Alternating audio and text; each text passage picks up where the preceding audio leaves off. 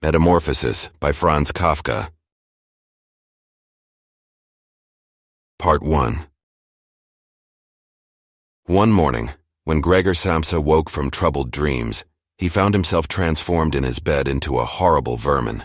He lay on his armor-like back, and if he lifted his head a little he could see his brown belly, slightly domed and divided by arches into stiff sections. The bedding was hardly able to cover it and seemed ready to slide off any moment. His many legs, pitifully thin compared with the size of the rest of him, waved about helplessly as he looked. "What's happened to me?" he thought. It wasn't a dream. His room, a proper human room although a little too small, lay peacefully between its four familiar walls. A collection of textile samples lay spread out on the table. Samsa was a traveling salesman, and above it, there hung a picture that he had recently cut out of an illustrated magazine and housed in a nice gilded frame. It showed a lady fitted out with a fur hat and fur boa, who sat upright, raising a heavy fur muff that covered the whole of her lower arm towards the viewer. Gregor then turned to look out the window at the dull weather. Drops of rain could be heard hitting the pane, which made him feel quite sad. How about if I sleep a little bit longer and forget all this nonsense, he thought. But that was something he was unable to do because he was used to sleeping on his right, and in his present state couldn't get into that position. However hard he threw himself onto his right, he always rolled back to where he was. He must have tried it 100 times, shut his eyes so that he wouldn't have to look at the floundering legs, and only stopped when he began to feel a mild, dull pain there that he had never felt before. "Oh God," he thought, "what a strenuous career it is that I've chosen, traveling day in and day out. Doing business like this takes much more effort than doing your own business at home. And on top of that, there's the curse of traveling, worries about making train connections, bad and irregular food, contact with different people all the time so that you can never get to know anyone or become friendly with them. It can all go to hell." He felt a slight itch up on his belly, pushed himself slowly up on his back towards the headboard so that he could lift his head better, found where the itch was, and saw that it was covered with lots of little white spots which he didn't know what to make of. And when he tried to feel the place with one of his legs, he drew it quickly back because as soon as he touched it, he was overcome by a cold shudder. He slid back into his former position. Getting up early all the time, he thought. It makes you stupid. You've got to get enough sleep. Other traveling salesmen live a life of luxury. For instance, whenever I go back to the guest house during the morning to copy out the contract, these gentlemen are always still sitting there eating their breakfasts. I ought to just try that with my boss. I'd get kicked out on the spot. But who knows? Maybe that would be the best thing for me. If I didn't have my parents to think about, I'd have given in my notice a long time ago. I'd have gone up to the boss and told him just what I think, tell him everything I would, let him know just what I feel. He'd fall right off his desk. And it's a funny sort of business to be sitting up there at your desk, talking down at your subordinates from up there, especially when you have to go right up close, because the boss is hard of hearing. Well, there's still some hope. Once I've got the money together to pay off my parents' debt to him, another 5 or 6 years I suppose, that's definitely what I'll do. That's when I'll make the big change. First of all, though, I've got to get up. My train leaves at 5. And he looked over at the alarm clock ticking on the chest of drawers. God in heaven, he thought. It was 6:30, and the hands were quietly moving forwards. It was even later than 6:30, more like 6:45. Had the alarm clock not rung? He could see from the bed that it had been set for 4 o'clock as it should have been. It certainly must have rung. Yes, but was it possible to quietly sleep through that furniture rattling noise? True, he had not slept peacefully, but probably all the more deeply because of that. What should he do now? The next train went at 7. If he were to catch that, he would have to rush like mad, and the collection of samples was still not packed, and he did not at all feel particularly fresh and lively. And even if he did catch the train, he would not avoid his boss's anger, as the office assistant would have been there to see the 5 o'clock train go.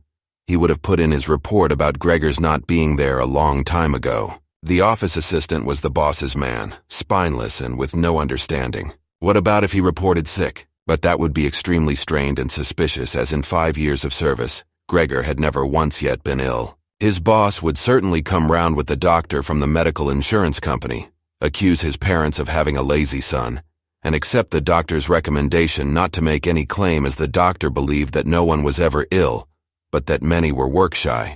And what's more, would he have been entirely wrong in this case? Gregor did, in fact, apart from excessive sleepiness after sleeping for so long, feel completely well and even felt much hungrier than usual. He was still hurriedly thinking all this through, unable to decide to get out of the bed, when the clock struck 7:15. There was a cautious knock at the door near his head. "Gregor," somebody called. It was his mother. "It's 7:15. Didn't you want to go somewhere?" That gentle voice. Gregor was shocked when he heard his own voice answering. It could hardly be recognized as the voice he had had before. As if from deep inside him, there was a painful and uncontrollable squeaking mixed in with it. The words could be made out at first, but then there was a sort of echo which made them unclear, leaving the hearer unsure whether he had heard properly or not. Gregor had wanted to give a full answer and explain everything, but in the circumstances contented himself with saying, "Yes, mother, yes, thank you, I'm getting up now." The change in Gregor's voice probably could not be noticed outside through the wooden door, as his mother was satisfied with this explanation and shuffled away. But this short conversation made the other members of the family aware that Gregor, against their expectations, was still at home. And soon his father came knocking at one of the side doors, gently, but with his fist. "Gregor, Gregor," he called. "What's wrong?" And after a short while he called again with a warning deepness in his voice. "Gregor, Gregor." At the other side door his sister came plaintively. "Gregor, aren't you well? Do you need anything?" Gregor answered to both sides, "I'm ready now," making an effort to remove all the strangeness from his voice by enunciating very carefully and putting long pauses between each individual word. His father went back to his breakfast, but his sister whispered, "Gregor, open the door, I beg of you." Gregor, however, had no thought of opening the door, and instead congratulated himself for his cautious habit, acquired from his traveling, of locking all doors at night even when he was at home. The first thing he wanted to do was to get up in peace without being disturbed, to get dressed, and most of all to have his breakfast. Only then would he consider what to do next, as he was well aware that he would not bring his thoughts to any sensible conclusions by lying in bed. He remembered that he had often felt a slight pain in bed, perhaps caused by lying awkwardly, but that had always turned out to be pure imagination, and he wondered how his imaginings would slowly resolve themselves today. He did not have the slightest doubt that the change in his voice was nothing more than the first sign of a serious cold, which was an occupational hazard for traveling salesmen. It was a simple matter to throw off the covers. He only had to blow himself up a little and they fell off by themselves. But it became difficult after that, especially as he was so exceptionally broad. He would have used his arms and his hands to push himself up, but instead of them, he only had all those little legs continuously moving in different directions, and which he was moreover unable to control. If he wanted to bend one of them, then that was the first one that would stretch itself out. And if he finally managed to do what he wanted with that leg, all the others seemed to be set free and would move about painfully. "This is something that can't be done in bed," Gregor said to himself, "so don't keep trying to do it." The first thing he wanted to do was get the lower part of his body out of the bed, but he had never seen this lower part, and could not imagine what it looked like. It turned out to be too hard to move. It went so slowly, and finally, almost in a frenzy, when he carelessly shoved himself forwards with all the force he could gather, he chose the wrong direction, hit hard against the lower bedpost, and learned from the burning pain he felt that the lower part of his body might well, at present, be the most sensitive. So then he tried to get the top part of his body out of the bed first, carefully turning his head to the side. This he managed quite easily, and despite its breadth and its weight, the bulk of his body eventually followed slowly in the direction of the head. But when he had at last got his head out of the bed and into the fresh air, it occurred to him that if he let himself fall, it would be a miracle if his head were not injured, so he became afraid to carry on pushing himself forward the same way, and he could not knock himself out now at any price. Better to stay in bed than lose consciousness. It took just as much effort to get back to where he had been earlier, but when he lay there sighing, and was once more watching his legs as they struggled against each other even harder than before, if that was possible, He could think of no way of bringing peace and order to this chaos. He told himself once more that it was not possible for him to stay in bed, and that the most sensible thing to do would be to get free of it in whatever way he could at whatever sacrifice. At the same time, though, he did not forget to remind himself that calm consideration was much better than rushing to desperate conclusions. At times like this, he would direct his eyes to the window and look out as clearly as he could. But unfortunately, even the other side of the narrow street was enveloped in morning fog, and the view had little confidence or cheer to offer him. 7 o'clock already, he said to himself when the clock struck again. 7 o'clock and there's still a fog like this. And he lay there quietly a while longer, breathing lightly as if he perhaps expected the total stillness to bring things back to their real and natural state. But then he said to himself, "Before it strikes 7:15, I'll definitely have to have got properly out of bed. And by then, somebody will have come round from work to ask what's happened to me as well, as they open up at work before 7 o'clock. And so he set himself to the task of swinging the entire length of his body out of the bed all at the same time. If he succeeded in falling out of bed in this way, and kept his head raised as he did so, he could probably avoid injuring it. His back seemed to be quite hard, and probably nothing would happen to it falling onto the carpet. His main concern was for the loud noise he was bound to make, and which even through all the doors would probably raise concern if not alarm, but it was something that had to be risked. When Gregor was already sticking halfway out of the bed, the new method was more of a game than an effort. All he had to do was rock back and forth. It occurred to him how simple everything would be if somebody came to help him. 2 strong people. He had his father and the maid in mind would have been more than enough. They would only have to push their arms under the dome of his back, peel him away from the bed, bend down with the load, and then be patient and careful as he swung over onto the floor, where hopefully the little legs would find a use. Should he really call for help, though, even apart from the fact that all the doors were locked? Despite all the difficulty he was in, he could not suppress a smile at this thought. After a while, he had already moved so far across that it would have been hard for him to keep his balance if he rocked too hard. The time was now 7:10, and he would have to make a final decision very soon. Then there was a ring at the door of the flat. "That'll be someone from work," he said to himself, and froze very still, although his little legs only became all the more lively as they danced around. For a moment everything remained quiet. "They're not opening the door," Gregor said to himself, caught in some nonsensical hope. But then of course the maid's firm steps went to the door as ever and opened it. Gregor only needed to hear the visitor's first words of greeting, and he knew who it was, the chief clerk himself.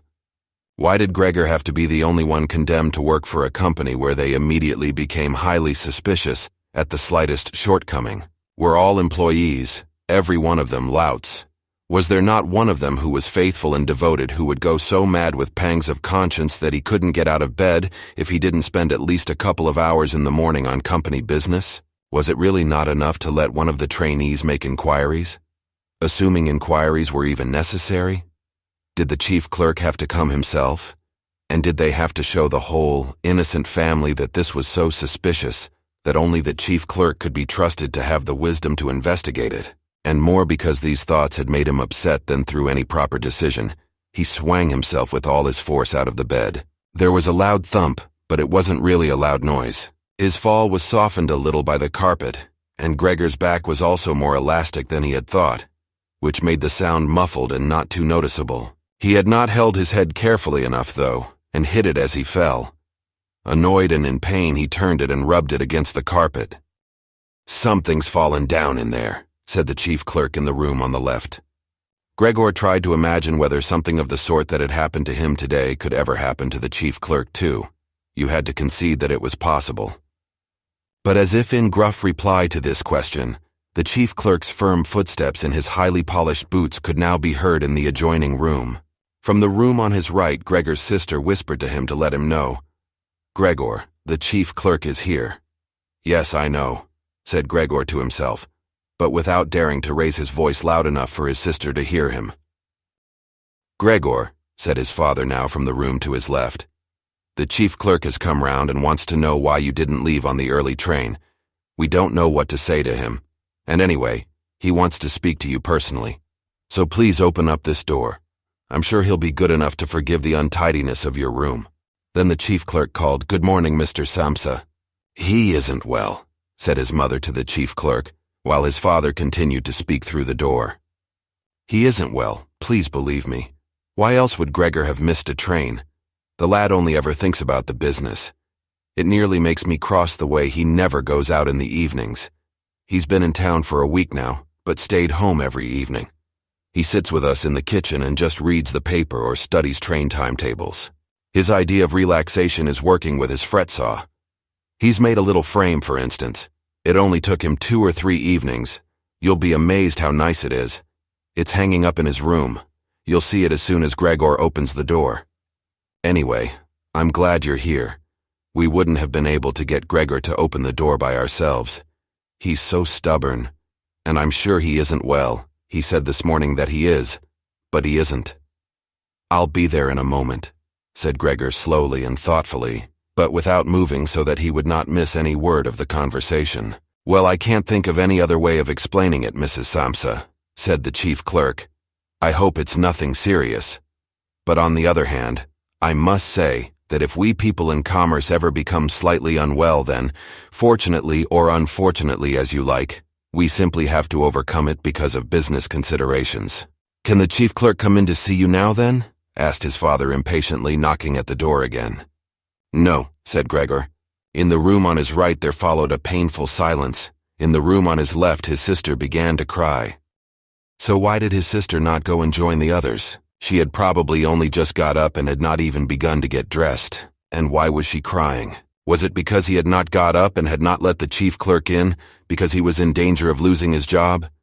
And if that happened, his boss would once more pursue their parents with the same demands as before? There was no need to worry about things like that yet. Gregor was still there and had not the slightest intention of abandoning his family. For the time being he just lay there on the carpet, and no one who knew the condition he was in would seriously have expected him to let the chief clerk in. It was only a minor discourtesy, and a suitable excuse could easily be found for it later on. It was not something for which Gregor could be sacked on the spot, and it seemed to Gregor much more sensible to leave him now in peace, instead of disturbing him with talking at him and crying. But the others didn't know what was happening. They were worried. That would excuse their behavior. The chief clerk now raised his voice. "Mr. Samsa," he called to him. "What is wrong? You barricade yourself in your room. Give us no more than yes or no for an answer. You are causing serious and unnecessary concern to your parents, and you fail. And I mention this just by the way. You fail to carry out your business duties in a way that is quite unheard of. I'm speaking here on behalf of your parents and of your employer, and really must request a clear and immediate explanation. I am astonished, quite astonished. I thought I knew you as a calm and sensible person, and now you suddenly seem to be showing off with peculiar whims. This morning, your employer did suggest a possible reason for your failure to appear. It's true. It had to do with the money that was recently entrusted to you, but I came near to giving him my word of honor that that could not be the right explanation. But now that I see your incomprehensible stubbornness, I no longer feel any wish whatsoever to intercede on your behalf. And nor is your position all that secure. I had originally intended to say all this to you in private, but since you caused me to waste my time here for no good reason, I don't see why your parents should not also learn of it. Your turnover has been very unsatisfactory of late. I grant you that it's not the time of year to do especially good business. We recognize that. But there simply is no time of year to do no business at all, Mr. Samsa. We cannot allow there to be." "But sir," called Gregor beside himself and forgetting all else in the excitement, "I'll open up immediately, just a moment. I'm slightly unwell, an attack of dizziness. I haven't been able to get up. I'm still in bed now. I'm quite fresh again now, though. I'm just getting out of bed. Just a moment, be patient. It's not quite as easy as I'd thought. I'm quite all right now, though. It's shocking. What can suddenly happen to a person? I was quite all right last night. My parents know about it. Perhaps better than me. I had a small symptom of it last night already. They must have noticed it. I don't know why I didn't let you know at work. But you always think you can get over an illness without staying at home. Please don't make my parents suffer. There's no basis for any of the accusations you're making. Nobody's ever said a word to me about any of these things. Maybe you haven't read the latest contracts I sent in. I'll set off with the 8 o'clock train as well. These few hours of rest have given me strength. You don't need to wait, sir. I'll be in the office soon after you, and please be so good as to tell that to the boss and recommend me to him." And while Gregor gushed out these words, hardly knowing what he was saying, he made his way over to the chest of drawers. This was easily done, probably because of the practice he had already had in bed, where he now tried to get himself upright. He really did want to open the door, really did want to let them see him and to speak with the chief clerk. The others were being so insistent, and he was curious to learn what they would say when they caught sight of him. If they were shocked, then it would no longer be Gregor's responsibility and he could rest. If, however, they took everything calmly, he would still have no reason to be upset. And if he hurried, he really could be at the station for 8 o'clock. The first few times he tried to climb up on the smooth chest of drawers, he just slid down again, but he finally gave himself one last swing and stood there upright. The lower part of his body was in serious pain, but he no longer gave any attention to it. Now he let himself fall against the back of a nearby chair and held tightly to the edges of it with his little legs. By now he had also calmed down and kept quiet so that he could listen to what the chief clerk was saying. "Did you understand a word of all that?" the chief clerk asked his parents. "Surely he's not trying to make fools of us." "Oh, God," called his mother, who was already in tears. "He could be seriously ill and we're making him suffer. Greta, Greta," she then cried. "Mother?" his sister called from the other side.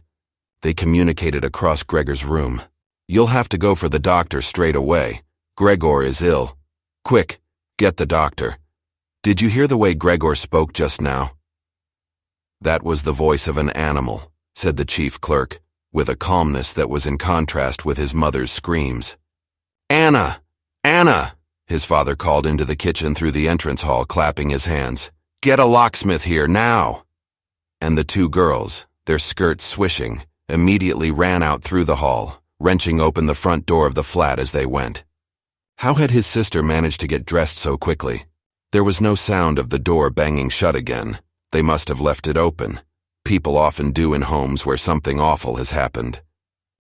Gregor, in contrast, had become much calmer, so they couldn't understand his words anymore, although they seemed clear enough to him, clearer than before.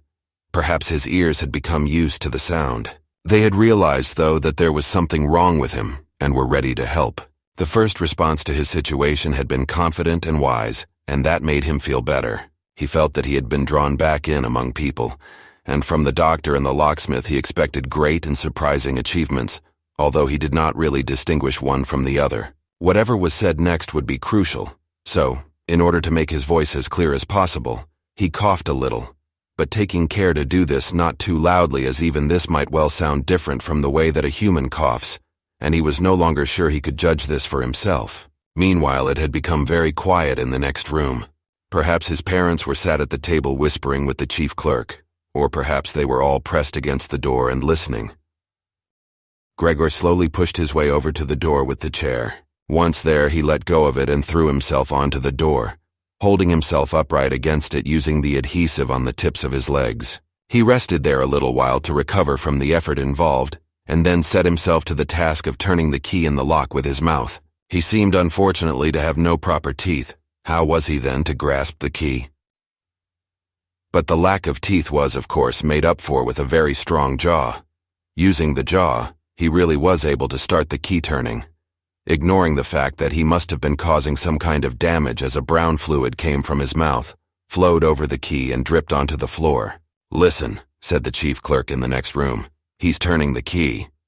Gregor was greatly encouraged by this, but they all should have been calling to him, his father and his mother too. "Well done, Gregor," they should have cried. "Keep at it. Keep hold of the lock." And with the idea that they were all excitedly following his efforts, he bit on the key with all his strength, paying no attention to the pain he was causing himself. As the key turned round, he turned around the lock with it, only holding himself upright with his mouth, and hung onto the key or pushed it down again with the whole weight of his body as needed. The clear sound of the lock as it snapped back was Gregor's sign that he could break his concentration, and as he regained his breath, he said to himself, "So, I didn't need the locksmith after all." Then he lay his head on the handle of the door to open it completely. Because he had to open the door in this way, it was already wide open before he could be seen.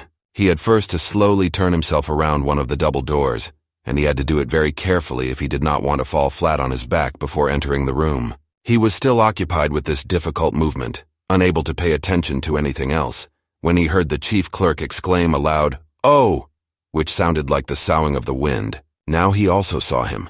He was the nearest to the door, his hand pressed against his open mouth and slowly retreating as if driven by a steady and invisible force. Gregor's mother, her hair still disheveled from bed despite the chief clerk's being there, looked at his father. Then she unfolded her arms, took 2 steps forward towards Gregor, and sank down onto the floor into her skirts that spread themselves out around her as her head disappeared down onto her breast. His father looked hostile and clenched his fists as if wanting to knock Gregor back into his room.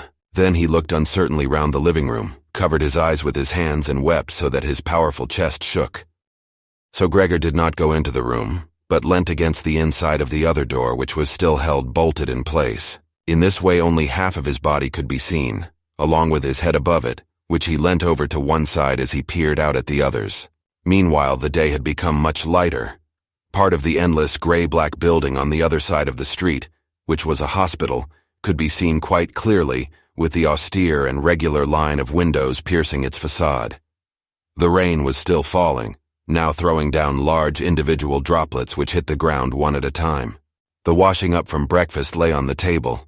There was so much of it because, for Gregor's father, breakfast was the most important meal of the day, and he would stretch it out for several hours as he sat reading a number of different newspapers. On the wall exactly opposite there was a photograph of Gregor when he was a lieutenant in the army, his sword in his hand, and a carefree smile on his face as he called forth respect for his uniform and bearing. The door to the entrance hall was open, and as the front door of the flat was also open, he could see onto the landing and the stairs where they began their way down below. "Now then," said Gregor, well aware that he was the only one to have kept calm. "I'll get dressed straight away now, pack up my samples and set off. Will you please just let me leave? You can see," he said to the chief clerk, "that I'm not stubborn, and I like to do my job. Being a commercial traveler is arduous, but without traveling I couldn't earn my living. So where are you going? Into the office?" "Yes? Will you report everything accurately then?" It's quite possible for someone to be temporarily unable to work, but that's just the right time to remember what's been achieved in the past and consider that later on, once the difficulty has been removed, he will certainly work with all the more diligence and concentration. You're well aware that I'm seriously in debt to our employer, as well as having to look after my parents and my sister, so that I'm trapped in a difficult situation, but I will work my way out of it again. Please don't make things any harder for me than they are already, and don't take sides against me at the office. I know that nobody likes the travelers. They think we earn an enormous wage as well as having a soft time of it. That's just prejudice, but they have no particular reason to think better of it. But you, sir, you have a better overview than the rest of the staff. In fact, if I can say this in confidence, a better overview than the boss himself. It's very easy for a businessman like him to make mistakes about his employees and judge them more harshly than he should. And you're also well aware that we travelers spend almost the whole year away from the office, so that we can very easily fall victim to gossip and chance and groundless complaints, and it's almost impossible to defend yourself from that sort of thing. We don't usually even hear about them. Or if at all, it's when we arrive back home exhausted from a trip. And that's when we feel the harmful effects of what's been going on, without even knowing what caused them. Please don't go away, at least first say something to show that you grant that I'm at least partly right." But the chief clerk had turned away as soon as Gregor had started to speak, and with protruding lips only stared back at him over his trembling shoulders as he left. He did not keep still for a moment while Gregor was speaking, but moved steadily towards the door without taking his eyes off him. He moved very gradually, as if there had been some secret prohibition on leaving the room. It was only when he had reached the entrance hall that he made a sudden movement, drew his foot from the living room and rushed forward in a panic. In the hall, he stretched his right hand far out towards the stairway as if out there were some supernatural force waiting to save him. Gregor realized that it was out of the question to let the chief clerk go away in this mood, if his position in the firm was not to be put into extreme danger. That was something his parents did not understand very well. Over the years, They had become convinced that this job would provide for Gregor for his entire life, and besides, they had so much to worry about at present that they had lost sight of any thought for the future. Gregor, though, did think about the future. The chief clerk had to be held back, calmed down, convinced, and finally won over. The future of Gregor and his family depended on it. If only his sister were here. She was clever. She was already in tears while Gregor was still lying peacefully on his back. And the chief clerk was a lover of women. Surely she could persuade him. She would close the front door in the entrance hall and talk him out of his shocked state. But his sister was not there. Gregor would have to do the job himself. And without considering that he still was not familiar with how well he could move about in his present state, or that his speech still might not, or probably would not be understood, he let go of the door, pushed himself through the opening, tried to reach the chief clerk on the landing who, ridiculously, was holding on to the banister with both hands. But Gregor fell immediately over, and with a little scream as he sought something to hold on to, landed on his numerous little legs. Hardly had that happened than, for the first time that day, he began to feel all right with his body. The little legs had the solid ground under them. To his pleasure, they did exactly as he told them. They were even making the effort to carry him where he wanted to go, and he was soon believing that all his sorrows would soon be finally at an end. He held back the urge to move but swayed from side to side as he crouched there on the floor. His mother was not far away in front of him and seemed at first quite engrossed in herself.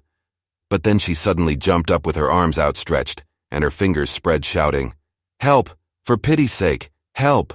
The way she held her head suggested she wanted to see Gregor better, but the unthinking way she was hurrying backwards showed that she did not. She had forgotten that the table was behind her with all the breakfast things on it. When she reached the table, she sat quickly down on it without knowing what she was doing, without even seeming to notice that the coffee pot had been knocked over, and a gush of coffee was pouring down onto the carpet. Mother," said Gregor gently, looking up at her. He had completely forgotten the chief clerk for the moment, but could not help himself snapping in the air with his jaws at the sight of the flow of coffee. That set his mother screaming anew. She fled from the table and into the arms of his father as he rushed towards her. Gregor, though, had no time to spare for his parents now.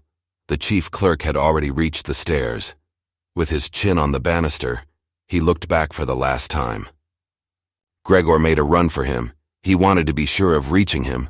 The chief clerk must have expected something, as he leapt down several steps at once and disappeared, his shouts resounding all around the staircase. The flight of the chief clerk seemed, unfortunately, to put Gregor's father into a panic as well. Until then, he had been relatively self-controlled, but now, instead of running after the chief clerk himself, or at least not impeding Gregor as he ran after him, Gregor's father seized the chief clerk's stick in his right hand.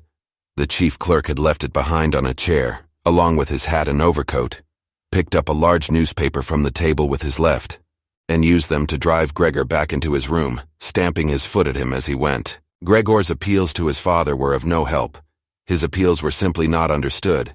However much he humbly turned his head, his father merely stamped his foot all the harder. Across the room, despite the chilly weather, Gregor's mother had pulled open a window, leant far out of it and pressed her hands to her face. A strong draft of air flew in from the street towards the stairway.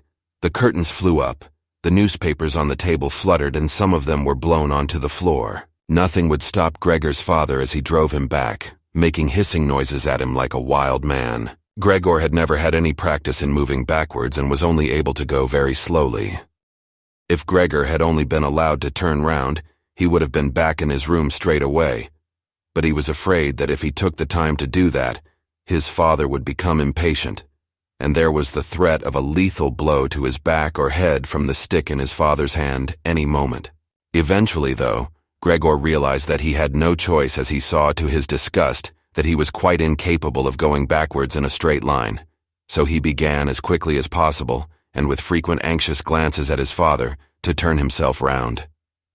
It went very slowly, but perhaps his father was able to see his good intentions as he did nothing to hinder him.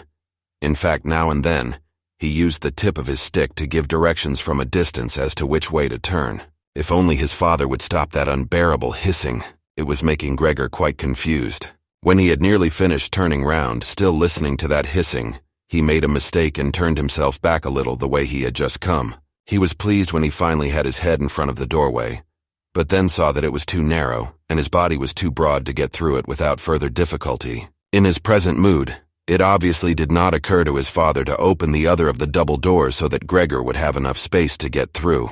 He was merely fixed on the idea that Gregor should be got back into his room as quickly as possible. Nor would he ever have allowed Gregor the time to get himself upright as preparation for getting through the doorway. What he did, making more noise than ever, was to drive Gregor forwards all the harder as if there had been nothing in the way. It sounded to Gregor as if there was now more than one father behind him. It was not a pleasant experience, and Gregor pushed himself into the doorway without regard for what might happen. One side of his body lifted itself. He lay at an angle in the doorway, one flank scraped on the white door and was painfully injured, leaving vile brown flecks on it. Soon he was stuck fast and would not have been able to move at all by himself. The little legs along one side hung quivering in the air, while those on the other side were pressed painfully against the ground. Then his father gave him a hefty shove from behind which released him from where he was held and sent him flying and heavily bleeding deep into his room. The door was slammed shut with the stick, then finally all was quiet. Part 2. It was not until it was getting dark that evening that Gregor awoke from his deep and coma-like sleep. He would have woken soon afterwards anyway, even if he hadn't been disturbed, as he had had enough sleep and felt fully rested. But he had the impression that some hurried steps and the sound of the door leading into the front room being carefully shut had woken him. The light from the electric street lamps shone palely here and there onto the ceiling and tops of the furniture, but down below, where Gregor was, it was dark. He pushed himself over to the door, feeling his way clumsily with his antennae, of which he was now beginning to learn the value in order to see what had been happening there. The whole of his left side seemed like one painfully stretched scar, and he limped badly on his 2 rows of legs. One of the legs had been badly injured in the events of that morning. It was nearly a miracle that only one of them had been, and dragged along lifelessly.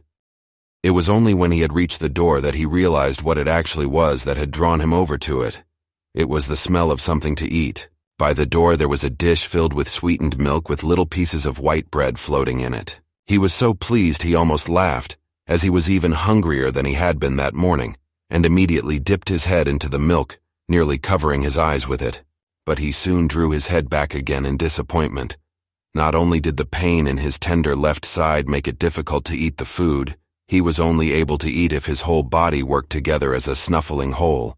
But the milk did not taste at all nice. Milk like this was normally his favorite drink, and his sister had certainly left it there for him because of that. But he turned, almost against his own will, away from the dish and crawled back into the center of the room. Through the crack in the door, Gregor could see that the gas had been lit in the living room. His father at this time would normally be sat with his evening paper, reading it out in a loud voice to Gregor's mother, and sometimes to his sister.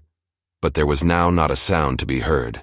Gregor's sister would often write and tell him about this reading, but maybe his father had lost the habit in recent times. It was so quiet all around too, even though there must have been somebody in the flat.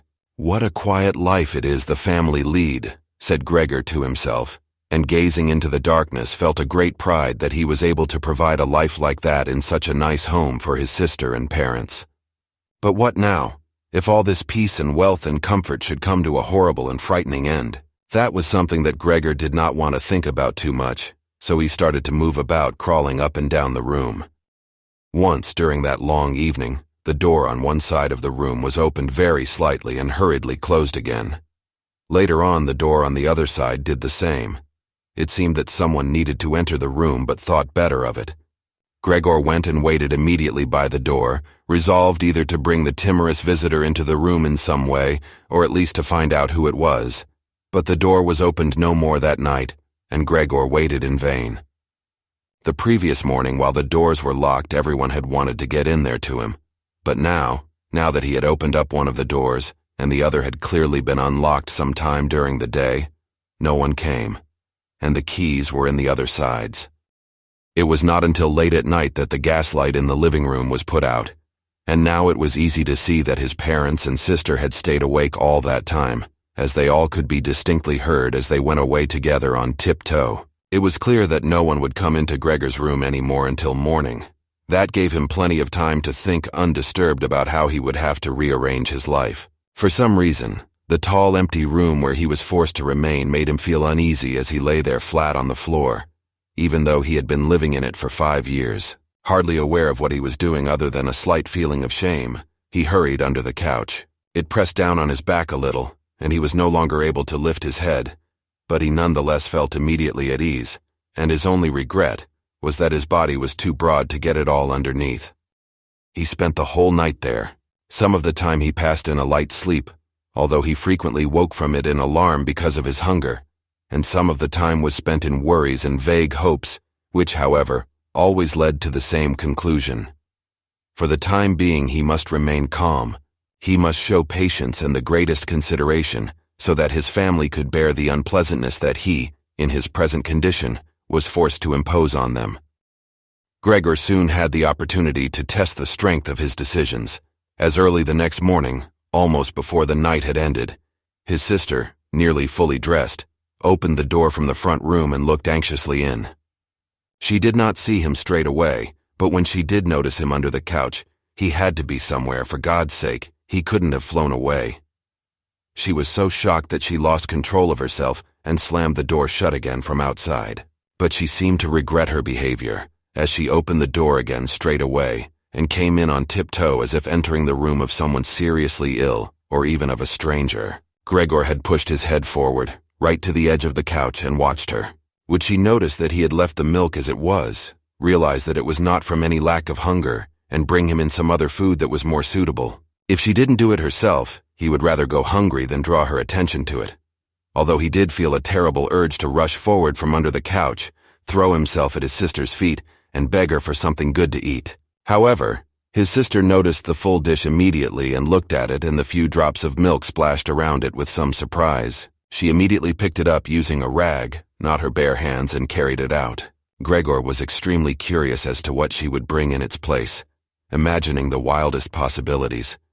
But he never could have guessed what his sister, in her goodness, actually did bring. In order to test his taste, she brought him a whole selection of things, all spread out on an old newspaper.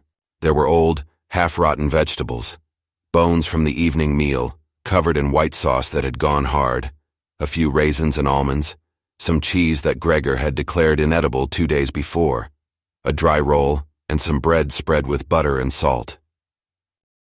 As well as all that she had poured some water into the dish, which had probably been permanently set aside for Gregor's use, and placed it beside them. Then, out of consideration for Gregor's feelings, as she knew that he would not eat in front of her, she hurried out again and even turned the key in the lock so that Gregor would know he could make things as comfortable for himself as he liked. Gregor's little legs whirred. At last he could eat. What's more, his injuries must already have completely healed as he found no difficulty in moving. This amazed him, as more than a month earlier he had cut his finger slightly with a knife. He thought of how his finger had still hurt the day before yesterday. Am I less sensitive than I used to be then? He thought, and was already sucking greedily at the cheese which had immediately, almost compellingly, attracted him much more than the other foods on the newspaper. Quickly, one after another, his eyes watering with pleasure, he consumed the cheese, the vegetables, and the sauce. The fresh foods, on the other hand, he didn't like at all, and even dragged the things he did want to eat a little way away from them because he couldn't stand the smell. Long after he had finished eating and lay lethargic in the same place, his sister slowly turned the key in the lock, as a sign to him that he should withdraw. He was immediately startled, although he had been half asleep, and he hurried back under the couch. But he needed great self-control to stay there even for the short time that his sister was in the room, as eating so much food had rounded out his body a little, and he could hardly breathe in that narrow space. Half suffocating, he watched with bulging eyes as his sister unselfconsciously took a broom and swept up the leftovers, mixing them in with the food he had not even touched at all, as if it could not be used anymore. She quickly dropped it all into a bin, closed it with its wooden lid, and carried everything out.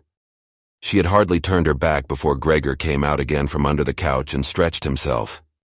This was how Gregor received his food each day now, once in the morning while his parents and the maid were still asleep, and the second time after everyone had eaten their meal at midday, as his parents would sleep for a little while then as well, and Gregor's sister would send the maid away on some errand. Gregor's father and mother certainly did not want him to starve either.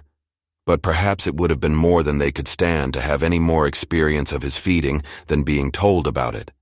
And perhaps his sister wanted to spare them what distress she could, as they were indeed suffering enough. It was impossible for Gregor to find out what they had told the doctor and the locksmith that first morning to get them out of the flat, as nobody could understand him. Nobody, not even his sister, thought that he could understand them, so he had to be content to hear his sister's sighs and appeals to the saints as she moved about his room. It was only later, when she had become a little more used to everything. There was, of course, no question of her ever becoming fully used to the situation, that Gregor would sometimes catch a friendly comment, or at least a comment that could be construed as friendly. "He's enjoyed his dinner today," she might say when he had diligently cleared away all the food left for him. Or if he left most of it, which slowly became more and more frequent, she would often say sadly, "Now everything's just been left there again." Although Gregor wasn't able to hear any news directly, he did listen to much of what was said in the next rooms, and whenever he heard anyone speaking, he would scurry straight to the appropriate door and press his whole body against it. There was seldom any conversation, especially at first, that was not about him in some way, even if only in secret. For 2 whole days, all the talk at every mealtime was about what they should do now. But even between meals, they spoke about the same subject, as there were always at least 2 members of the family at home. Nobody wanted to be at home by themselves, and it was out of the question to leave the flat entirely empty. And on the very first day, the maid had fallen to her knees and begged Gregor's mother to let her go without delay. It was not very clear how much she knew of what had happened, but she left within a quarter of an hour, tearfully thanking Gregor's mother for her dismissal as if she had done her an enormous service. She even swore emphatically not to tell anyone the slightest about what had happened, even though no one had asked that of her. Now Gregor's sister also had to help his mother with the cooking, although that was not so much bother as no one ate very much. Gregor often heard how one of them would unsuccessfully urge another to eat, and receive no more answer than, "No thanks, I've had enough," or something similar. No one drank very much either. His sister would sometimes ask his father whether he would like a beer, hoping for the chance to go and fetch it herself. When his father then said nothing, she would add, so that he would not feel selfish, that she could send the housekeeper for it, but then his father would close the matter with a big, loud "no," and no more would be said. Even before the first day had come to an end, his father had explained to Gregor's mother and sister what their finances and prospects were. Now and then he stood up from the table and took some receipt or document from the little cash box he had saved from his business when it had collapsed 5 years earlier. Gregor heard how he opened the complicated lock and then closed it again after he had taken the item he wanted. What he heard his father say was some of the first good news that Gregor heard since he had first been incarcerated in his room. He had thought that nothing at all remained from his father's business. At least he had never told him anything different, and Gregor had never asked him about it anyway. Their business misfortune had reduced the family to a state of total despair, and Gregor's only concern at that time had been to arrange things so that they could all forget about it as quickly as possible. So then he started working especially hard, with a fiery vigor that raised him from a junior salesman to a traveling representative almost overnight, bringing with it the chance to earn money in quite different ways. Gregor converted his success at work straight into cash that he could lay on the table at home for the benefit of his astonished and delighted family. They had been good times, and they had never come again, at least not with the same splendor, even though Gregor had later earned so much that he was in a position to bear the costs of the whole family, and did bear them. They had even got used to it, both Gregor and the family. They took the money with gratitude, and he was glad to provide it, although there was no longer much warm affection given in return. Gregor only remained close to his sister now. Unlike him, she was very fond of music and a gifted and expressive violinist. It was his secret plan to send her to the conservatory next year, even though it would cause great expense that would have to be made up for in some other way. During Gregor's short periods in town, conversation with his sister would often turn to the conservatory, but it was only ever mentioned as a lovely dream that could never be realized. Their parents did not like to hear this innocent talk, but Gregor thought about it quite hard, and decided he would let them know what he planned with a grand announcement of it on Christmas Day. That was the sort of totally pointless thing that went through his mind in his present state, pressed upright against the door and listening. There were times when he simply became too tired to continue listening, when his head would fall wearily against the door, and he would pull it up again with a start, as even the slightest noise he caused would be heard next door, and they would all go silent. "What's that he's doing now?" his father would say after a while, clearly having gone over to the door, and only then would the interrupted conversation slowly be taken up again. When explaining things, his father repeated himself several times, partly because it was a long time since he had been occupied with these matters himself, and partly because Gregor's mother did not understand everything the first time. From these repeated explanations, Gregor learned, to his pleasure, that despite all their misfortunes there was still some money available from the old days. It was not a lot, but it had not been touched in the meantime, and some interest had accumulated. Besides that, they had not been using up all the money that Gregor had been bringing home every month, keeping only a little for himself, so that too had been accumulating. Behind the door, Gregor nodded with enthusiasm in his pleasure at this unexpected thrift and caution. He could actually have used this surplus money to reduce his father's debt to his boss, and the day when he could have freed himself from that job would have come much closer, but now it was certainly better the way his father had done things. This money, however, was certainly not enough to enable the family to live off the interest. It was enough to maintain them for perhaps 1 or 2 years, no more. That's to say, it was money that should not really be touched but set aside for emergencies. Money to live on had to be earned. His father was healthy but old, and lacking in self-confidence. During the 5 years that he had not been working the first holiday in a life that had been full of strain and no success, he had put on a lot of weight and become very slow and clumsy. Would Gregor's elderly mother now have to go and earn money? She suffered from asthma, and it was a strain for her just to move about the home. Every other day would be spent struggling for breath on the sofa by the open window. Would his sister have to go and earn money? She was still a child of 17. Her life up till then had been very enviable, consisting of wearing nice clothes, sleeping late, helping out in the business, joining in with a few modest pleasures, and most of all playing the violin. Whenever they began to talk of the need to earn money, Gregor would always first let go of the door and then throw himself onto the cool leather sofa next to it, as he became quite hot with shame and regret. He would often lie there the whole night through, not sleeping a wink but scratching at the leather for hours on end. Or he might go to all the effort of pushing a chair to the window, climbing up onto the sill and propped up in the chair, leaning on the window to stare out of it. He had used to feel a great sense of freedom from doing this, but doing it now was obviously something more remembered than experienced, as what he actually saw in this way was becoming less distinct every day, even things that were quite near. He had used to curse the ever-present view of the hospital across the street, but now he could not see it at all. And if he had not known that he lived in Charlottenstrasse, which was a quiet street despite being in the middle of the city, he could have thought that he was looking out the window at a barren waste where the gray sky and the gray earth mingled inseparably. His observant sister only needed to notice the chair twice before she would always push it back to its exact position by the window after she had tidied up the room, and even left the inner pane of the window open from then on. If Gregor had only been able to speak to his sister and thank her for all that she had to do for him, it would have been easier for him to bear it. But as it was, it caused him pain. His sister naturally tried as far as possible to pretend there was nothing burdensome about it, and the longer it went on, of course, the better she was able to do so. But as time went by, Gregor was also able to see through it all so much better. It had even become very unpleasant for him now, whenever she entered the room. No sooner had she come in than she would quickly close the door as a precaution, so that no one would have to suffer the view into Gregor's room. Then she would go straight to the window and pull it hurriedly open, almost as if she were suffocating. Even if it was cold, she would stay at the window breathing deeply for a little while. She would alarm Gregor twice a day with this running about and noise-making. He would stay under the couch shivering the whole while, knowing full well that she would certainly have liked to spare him this ordeal, but it was impossible for her to be in the same room with him with the windows closed.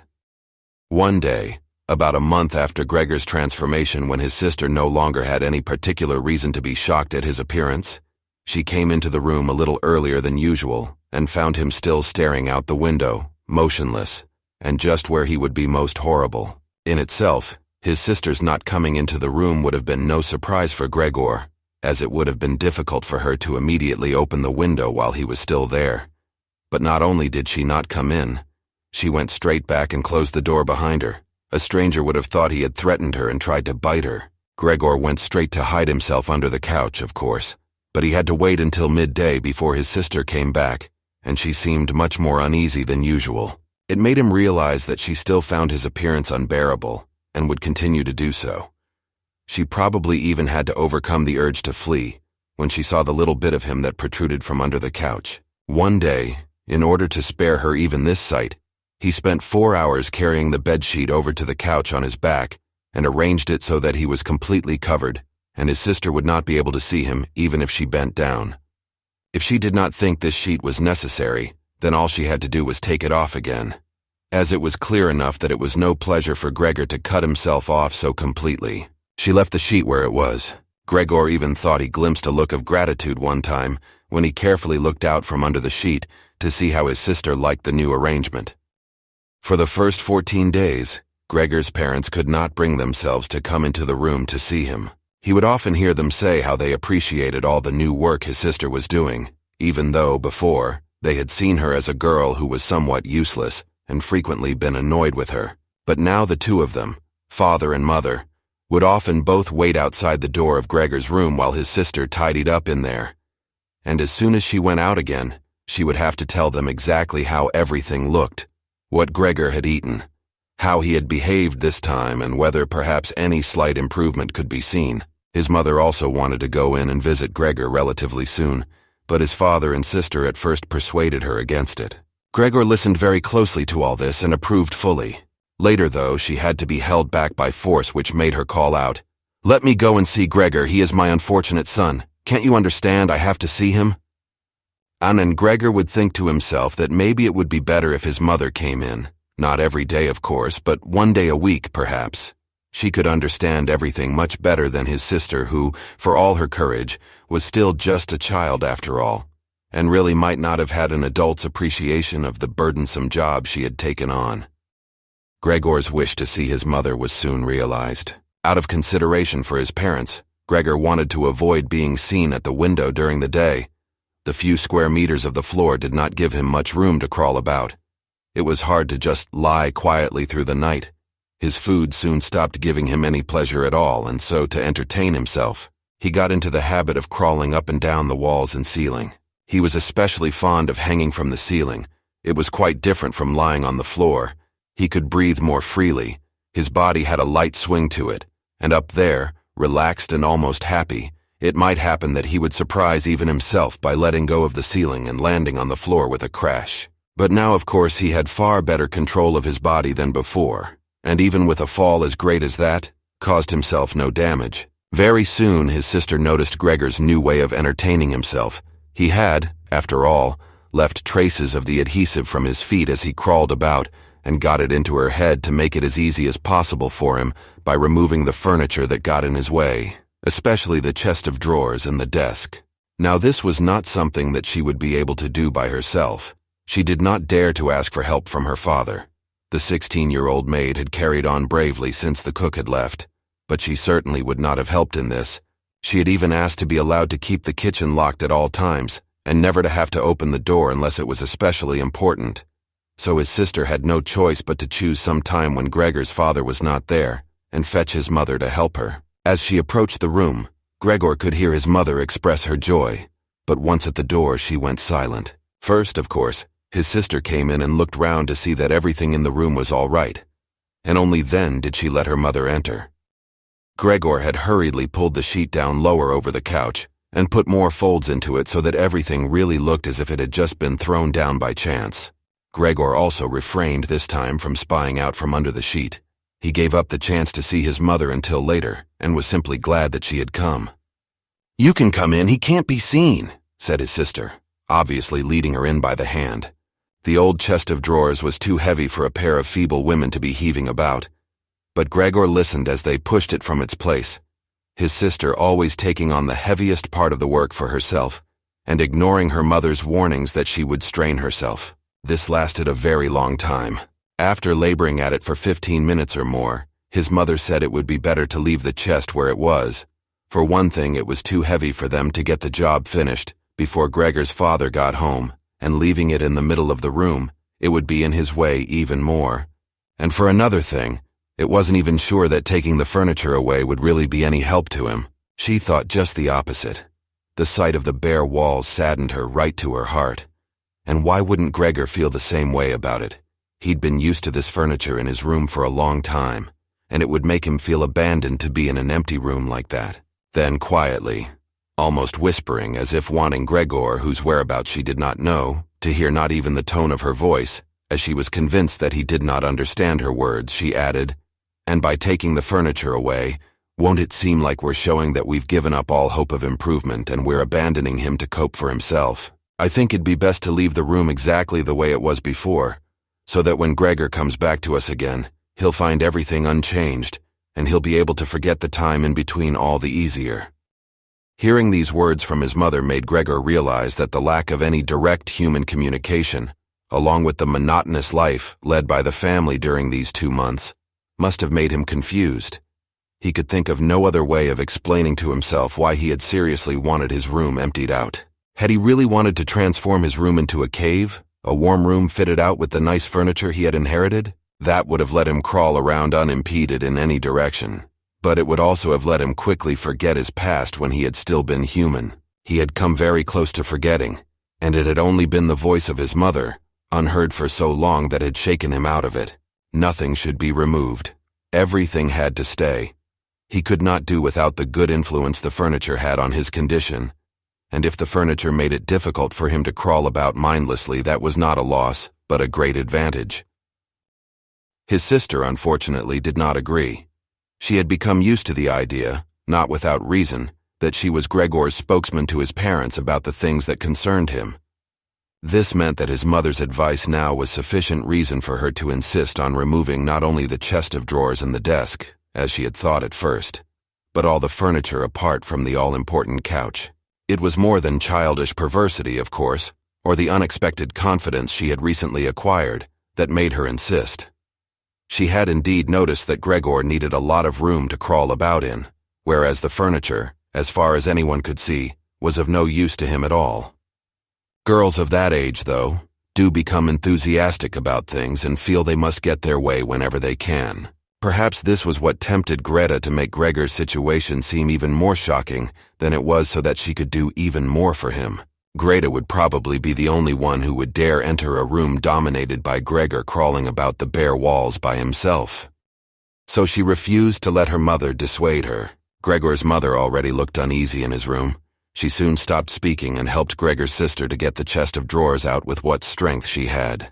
The chest of drawers was something that Gregor could do without if he had to, but the writing desk had to stay. Hardly had the two women pushed the chest of drawers, groaning, out of the room, than Gregor poked his head out from under the couch to see what he could do about it. He meant to be as careful and considerate as he could, but, unfortunately, it was his mother who came back first, while Greta in the next room had her arms round the chest, pushing and pulling at it from side to side by herself without, of course, moving it an inch. His mother was not used to the sight of Gregor. He might have made her ill, so Gregor hurried backwards to the far end of the couch. In his startlement, though, he was not able to prevent the sheet at its front from moving a little. It was enough to attract his mother's attention. She stood very still, remained there a moment, and then went back out to Greta.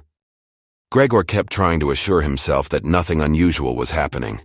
It was just a few pieces of furniture being moved after all.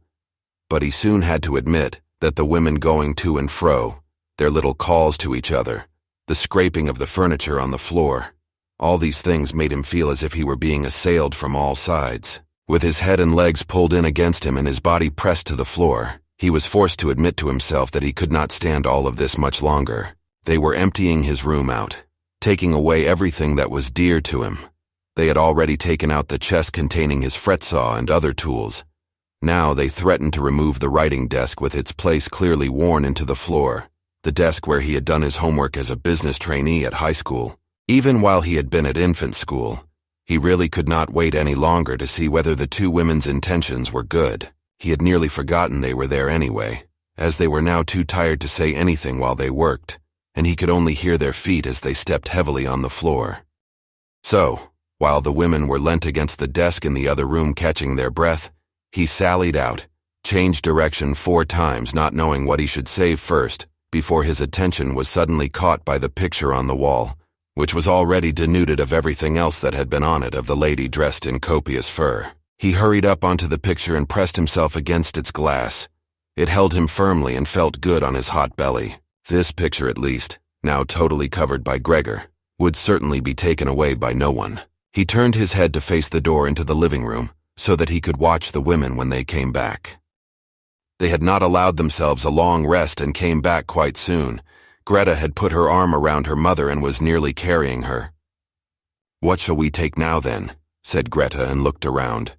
Her eyes met those of Gregor on the wall. Perhaps only because her mother was there, she remained calm, bent her face to her so that she would not look round, and said, albeit hurriedly and with a tremor in her voice, "Come on, let's go back in the living room for a while." Gregor could see what Greta had in mind. She wanted to take her mother somewhere safe and then chase him down from the wall. Well, she could certainly try it. He sat unyielding on his picture. He would rather jump at Greta's face. But Greta's words had made her mother quite worried. She stepped to one side, saw the enormous brown patch against the flowers of the wallpaper, and before she even realized it was Gregor that she saw, screamed, "Oh God, oh God!" Arms outstretched, she fell onto the couch as if she had given up everything and stayed there immobile. "Gregor!" shouted his sister, glowering at him and shaking her fist. That was the first word she had spoken to him directly since his transformation. She ran into the other room to fetch some kind of smelling salts to bring her mother out of her faint. Gregor wanted to help too. He could save his picture later, although he stuck fast to the glass and had to pull himself off by force. Then he too ran into the next room as if he could advise his sister like in the old days. But he had to just stand behind her doing nothing. She was looking into various bottles. He startled her when she turned round. A bottle fell to the ground and broke. A splinter cut Gregor's face. Some kind of caustic medicine splashed all over him. Now, without delaying any longer, Greta took hold of all the bottles she could and ran with them into her mother. She slammed the door shut with her foot. So now Gregor was shut out from his mother, who, because of him, might be near to death. He could not open the door if he did not want to chase his sister away, and she had to stay with his mother.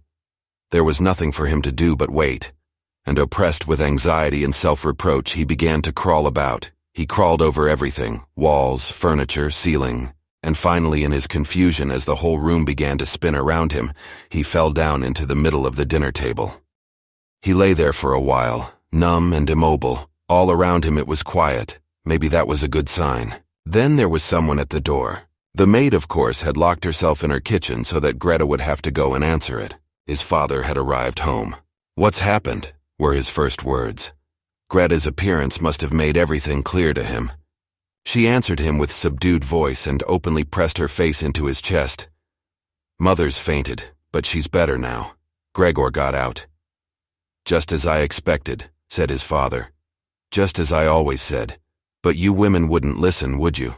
It was clear to Gregor that Greta had not said enough, and that his father took it to mean that something bad had happened, that he was responsible for some act of violence. That meant Gregor would now have to try to calm his father, as he did not have the time to explain things to him, even if that had been possible. So he fled to the door of his room and pressed himself against it so that his father, when he came in from the hall, could see straight away that Gregor had the best intentions and would go back into his room without delay, that it would not be necessary to drive him back, but that they had only to open the door and he would disappear. His father, though, was not in the mood to notice subtleties like that. "Ah!" he shouted as he came in, sounding as if he were both angry and glad at the same time. Gregor drew his head back from the door and lifted it towards his father. He really had not imagined his father the way he stood there now. Of late, with his new habit of crawling about, he had neglected to pay attention to what was going on the rest of the flat, the way he had done before. He really ought to have expected things to have changed, but still. Was that really his father? The same tired man as used to be laying there entombed in his bed when Gregor came back from his business trips, who would receive him sitting in the armchair in his nightgown when he came back in the evenings, who was hardly even able to stand up but, as a sign of his pleasure, would just raise his arms, and who, on the couple of times a year when they went for a walk together on a Sunday or public holiday, wrapped up tightly in his overcoat between Gregor and his mother, would always labor his way forward a little more slowly than them, who were already walking slowly for his sake, who would place his stick down carefully and, if he wanted to say something, would invariably stop and gather his companions around him. He was standing up straight enough now, dressed in a smart blue uniform with gold buttons, the sort worn by the employees at the banking institute. Above the high, stiff collar of the coat, his strong double chin emerged. Under the bushy eyebrows, his piercing dark eyes looked out fresh and alert. His normally unkempt white hair was combed down painfully close to his scalp. He took his cap, with its gold monogram from probably some bank, and threw it in an arc right across the room onto the sofa, put his hands in his trouser pockets, pushing back the bottom of his long uniform coat, and with look of determination, walked towards Gregor. He probably did not even know himself what he had in mind, but nonetheless lifted his feet unusually high. Gregor was amazed at the enormous size of the soles of his boots, but wasted no time with that. He knew full well, right from the first day of his new life, that his father thought it necessary to always be extremely strict with him, and so he ran up to his father, stopped when his father stopped, scurried forwards again when he moved, even slightly. In this way they went round the room several times without anything decisive happening, without even giving the impression of a chase as everything went so slowly. Gregor remained all this time on the floor, largely because he feared his father might see it as especially provoking if he fled onto the wall or ceiling. Whatever he did, Gregor had to admit that he certainly would not be able to keep up this running about for long. As for each step his father took, he had to carry out countless movements. He became noticeably short of breath. Even in his earlier life his lungs had not been very reliable. Now, as he lurched about in his efforts to muster all the strength he could for running, he could hardly keep his eyes open. His thoughts became too slow for him to think of any other way of saving himself than running. He almost forgot that the walls were there for him to use, although here, they were concealed behind carefully carved furniture full of notches and protrusions. Then, right beside him, lightly tossed, something flew down and rolled in front of him. It was an apple. Then another one immediately flew at him. Gregor froze in shock. There was no longer any point in running as his father had decided to bombard him. He had filled his pockets with fruit from the bowl on the sideboard and now, without even taking the time for careful aim, threw one apple after another. These little red apples rolled about on the floor, knocking into each other as if they had electric motors. An apple thrown without much force glanced against Gregor's back and slid off without doing any harm. Another one, however, immediately following it, hit squarely and lodged in his back. Gregor wanted to drag himself away, as if he could remove the surprising, the incredible pain by changing his position. But he felt as if nailed to the spot and spread himself out, all his senses in confusion. The last thing he saw was the door of his room being pulled open. His sister was screaming. His mother ran out in front of her in her blouse, as his sister had taken off some of her clothes after she had fainted to make it easier for her to breathe. She ran to his father, her skirts unfastened and sliding one after another to the ground. Stumbling over the skirts, she pushed herself to his father, her arms around him, uniting herself with him totally. Now Gregor lost his ability to see anything. Her hands behind his father's head, begging him to spare Gregor's life. Part 3. No one dared to remove the apple lodged in Gregor's flesh, so it remained there as a visible reminder of his injury. He had suffered it there for more than a month, and his condition seemed serious enough to remind even his father that Gregor, despite his current sad and revolting form, was a family member who could not be treated as an enemy. On the contrary, as a family there was a duty to swallow any revulsion for him and to be patient, just to be patient. Because of his injuries, Gregor had lost much of his mobility, probably permanently. He had been reduced to the condition of an ancient invalid, and it took him long minutes to crawl across his room. Crawling over the ceiling was out of the question, but this deterioration in his condition was fully, in his opinion, made up for by the door to the living room being left open every evening. He got into the habit of closely watching it for 1 or 2 hours before it was opened, and then, lying in the darkness of his room where he could not be seen from the living room, he could watch the family in the light of the dinner table and listen to their conversation, with everyone's permission in a way. and thus quite differently from before. They no longer held the lively conversations of earlier times, of course, the ones that Gregor always thought about with longing when he was tired and getting into the damp bed in some small hotel room. All of them were usually very quiet nowadays. Soon after dinner, his father would go to sleep in his chair. His mother and sister would urge each other to be quiet. His mother, bent deeply under the lamp, would sew fancy underwear for a fashion shop. His sister, who had taken a sales job, learned shorthand and French in the evenings so that she might be able to get a better position later on. Sometimes his father would wake up and say to Gregor's mother, "You're doing so much sewing again today," as if he did not know that he had been dozing, and then he would go back to sleep again while mother and sister would exchange a tired grin. With a kind of stubbornness, Gregor's father refused to take his uniform off even at home. While his nightgown hung unused on its peg, Gregor's father would slumber where he was, fully dressed, as if always ready to serve and expecting to hear the voice of his superior even here. The uniform had not been new to start with, but as a result of this it slowly became even shabbier despite the efforts of Gregor's mother and sister to look after it. Gregor would often spend the whole evening looking at all the stains on this coat, with its gold buttons always kept polished and shiny, while the old man in it would sleep, highly uncomfortable but peaceful. As soon as it struck 10, Gregor's mother would speak gently to his father to wake him and try to persuade him to go to bed, as he couldn't sleep properly where he was, and he really had to get his sleep if he was to be up at 6 to get to work. But since he had been in work, he had become more obstinate and would always insist on staying longer at the table, even though he regularly fell asleep, and it was then harder than ever to persuade him to exchange the chair for his bed. Then, however much mother and sister would importune him with little reproaches and warnings, he would keep slowly shaking his head for a quarter of an hour, with his eyes closed, and refusing to get up. Gregor's mother would tug at his sleeve, whisper endearments into his ear.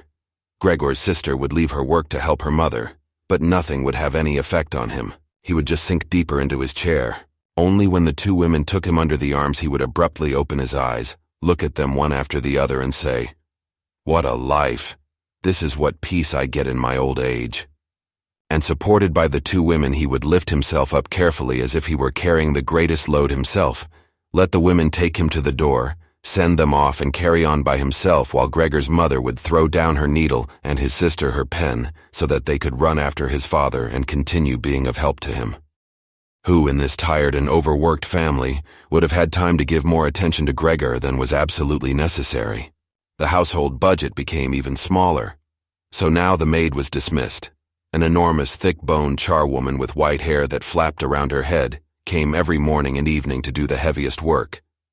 Everything else was looked after by Gregor's mother on top of the large amount of sewing work she did. Gregor even learned, listening to the evening conversation about what price they had hoped for, that several items of jewelry belonging to the family had been sold, even though both mother and sister had been very fond of wearing them at functions and celebrations. But the loudest complaint was that although the flat was much too big for their present circumstances, they could not move out of it. There was no imaginable way of transferring Gregor to the new address. He could see quite well, though, that there were more reasons than consideration for him that made it difficult for them to move. It would have been quite easy to transport him in any suitable crate with a few air holes in it. The main thing holding the family back from their decision to move was much more to do with their total despair and the thought that they had been struck with a misfortune, unlike anything experienced by anyone else they knew or were related to. They carried out absolutely everything that the world expects from poor people. Gregor's father brought bank employees their breakfast. His mother sacrificed herself by washing clothes for strangers. His sister ran back and forth behind her desk at the behest of the customers. But they just did not have the strength to do any more, and the injury in Gregor's back began to hurt as much as when it was new. After they had come back from taking his father to bed, Gregor's mother and sister would now leave their work where it was and sit close together, cheek to cheek. His mother would point to Gregor's room and say, "Close that door, Greta." And then, when he was in the dark again, they would sit in the next room and their tears would mingle, or they would simply sit there staring dry-eyed at the table. Gregor hardly slept at all, either night or day. Sometimes he would think of taking over the family's affairs, just like before, the next time the door was opened. He had long forgotten about his boss and the chief clerk, but they would appear again in his thoughts, the salesman and the apprentices, that stupid T-boy, 2 or 3 friends from other businesses, one of the chambermaids from a provincial hotel, a tender memory that appeared and disappeared again, a cashier from a hat shop for whom his attention had been serious but too slow. All of them appeared to him, mixed together with strangers and others he had forgotten. But instead of helping him and his family, they were all of them inaccessible, and he was glad when they disappeared. Other times he was not at all in the mood to look after his family. He was filled with simple rage about the lack of attention he was shown, and although he could think of nothing he would have wanted, he made plans of how he could get into the pantry where he could take all the things he was entitled to, even if he was not hungry. Gregor's sister no longer thought about how she could please him, but would hurriedly push some food or other into his room with her foot before she rushed out to work in the morning and at midday. And in the evening, she would sweep it away again with the broom, indifferent as to whether it had been eaten or more often than not had been left totally untouched. She still cleared up the room in the evening, but now she could not have been any quicker about it. Smears of dirt were left on the walls. Here and there were little balls of dust and filth. At first, Gregor went into one of the worst of these places when his sister arrived as a reproach to her, but he could have stayed there for weeks without his sister doing anything about it. She could see the dirt as well as he could, but she had simply decided to leave him to it. At the same time, she became touchy in a way that was quite new for her, and which everyone in the family understood. Cleaning up Gregor's room was for her and her alone. Gregor's mother did once thoroughly clean his room and needed to use several bucketfuls of water to do it, although that much dampness also made Gregor ill, and he lay flat on the couch, bitter and immobile. But his mother was to be punished still more for what she had done, as hardly had his sister arrived home in the evening than she noticed the change in Gregor's room and, highly aggrieved, ran back into the living room where, despite her mother's raised and imploring hands, she broke into convulsive tears. Her father, of course, was startled out of his chair, and the 2 parents looked on astonished and helpless. Then they too became agitated. Gregor's father, standing to the right of his mother, accused her of not leaving the cleaning of Gregor's room to his sister. From her left, Gregor's sister screamed at her that she was never to clean Gregor's room again, while his mother tried to draw his father, who was beside himself with anger, into the bedroom. His sister, quaking with tears, thumped on the table with her small fists, and Gregor hissed in anger that no one had even thought of closing the door to save him the sight of this and all its noise. Gregor's sister was exhausted from going out to work, and looking after Gregor as she had done before was even more work for her. But even so, his mother ought certainly not to have taken her place. Gregor, on the other hand, ought not to be neglected. Now, though, the charwoman was here. This elderly widow with a robust bone structure that made her able to withstand the hardest of things in her long life wasn't really repelled by Gregor. Just by chance one day, rather than any real curiosity, she opened the door to Gregor's room and found herself face to face with him. He was taken totally by surprise. No one was chasing him, but he began to rush to and fro while she just stood there in amazement, with her hands crossed in front of her. From then on, she never failed to open the door slightly every evening and morning, and look briefly in on him. At first she would call to him as she did so with words that she probably considered friendly, such as, "Come on then, you old dung beetle," or "Look at the old dung beetle there."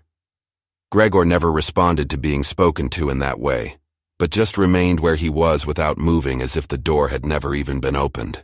If only they had told this charwoman to clean up his room every day, instead of letting her disturb him for no reason whenever she felt like it. One day, early in the morning, while a heavy rain struck the window panes, perhaps indicating that spring was coming, she began to speak to him in that way once again.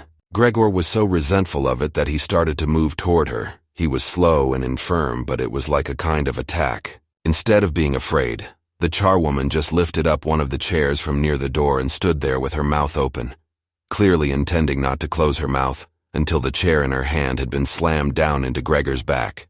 "Aren't you coming any closer then?" she asked when Gregor turned round again, and she calmly put the chair back in the corner.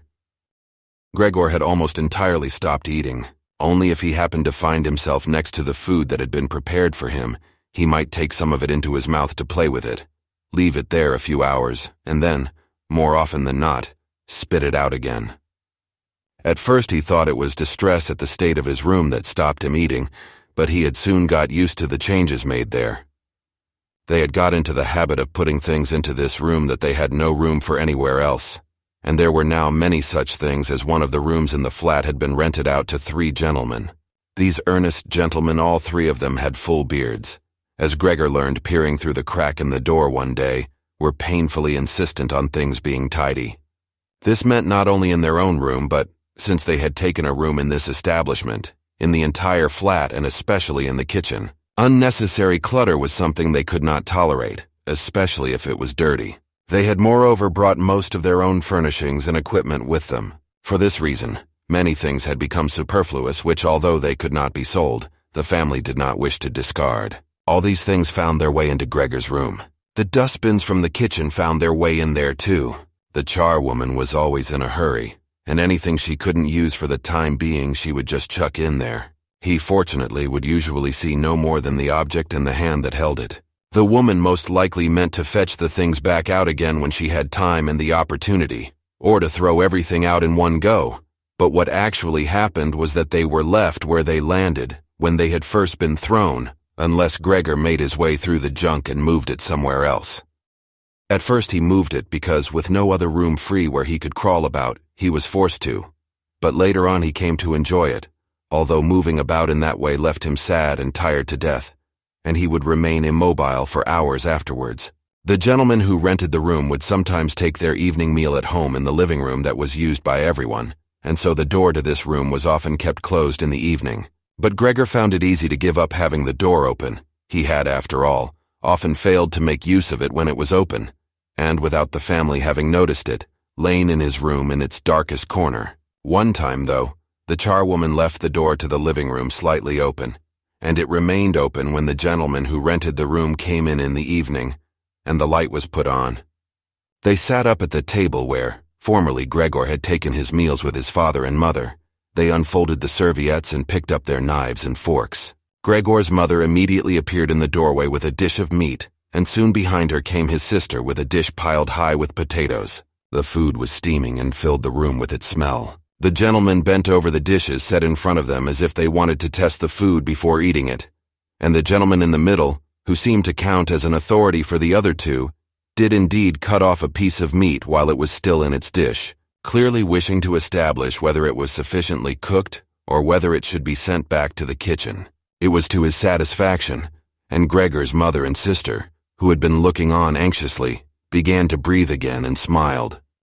The family themselves ate in the kitchen. Nonetheless, Gregor's father came into the living room before he went into the kitchen, bowed once with his cap in his hand, and did his round of the table.